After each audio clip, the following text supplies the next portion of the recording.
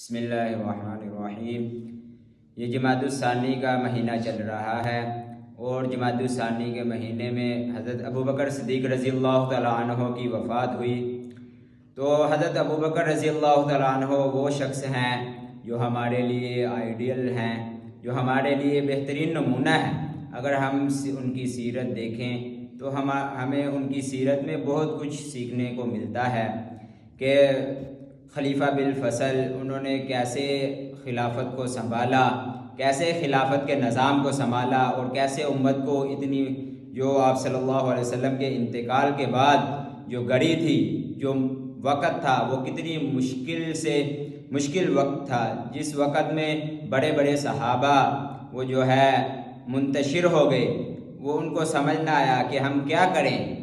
حتیٰ کہ عمر رضی اللہ تعالیٰ عنہ جیسے جلیل القدر صحابی بھی وہ بھی آ کے مکہ میں کہنے لگے، تلوار نکالی اور کہنے لگے جو بھی کہے گا محمد صلی اللہ علیہ وسلم اس دنیا سے چلے گئے ہیں، رخصت ہو گئے ہیں، انتقال ہو گیا ہے، میں اس کی گردن اڑا دوں گا۔ اس وقت پہ اس گھڑی میں جو ابوبکر رضی اللہ تعالیٰ عنہ نے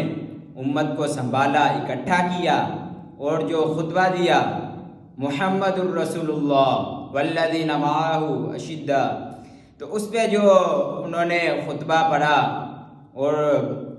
امت کو اکٹھا کیا، امت کو سنبھالا اور حکومت کو سنبھالا، اس میں ان کا بہت بڑا کردار ہے۔ تو ہمیں چاہیے کہ ابوبکر رضی اللہ تعالیٰ عنہ کی ہم سیرت کو پڑھیں اور جانیں، ہم اپنے صحابہ کی، اپنے بڑوں کی، اپنے اکابرین کی، اپنے بزرگوں کی زندگیوں کو پڑھیں کہ انہوں نے کیا کیا۔ تو اس کو ہم اپنے آج کل سوشل میڈیا کا دور ہے، اس پہ ہم پھیلائیں، ٹویٹر ہے، واٹس ایپ ہے، فیس بک ہے، اس پہ ہم اپنے بڑوں کی حوالے سے جو ان کی زندگی ہیں ان کو ہم شیئر کریں۔ ہم دوسری چیزوں کو شیئر کرتے رہتے ہیں، گانوں کو، فلموں کو، ڈراموں کو، ان چیزوں کو ہم پروموٹ کرتے ہیں۔ ہمیں چاہیے کہ ہم صحابہ رضی اللہ تعالیٰ عنہ کی زندگیوں کو پھیلائیں، ان کو آگے بتائیں کہ ہمارے بڑے کیا تھے۔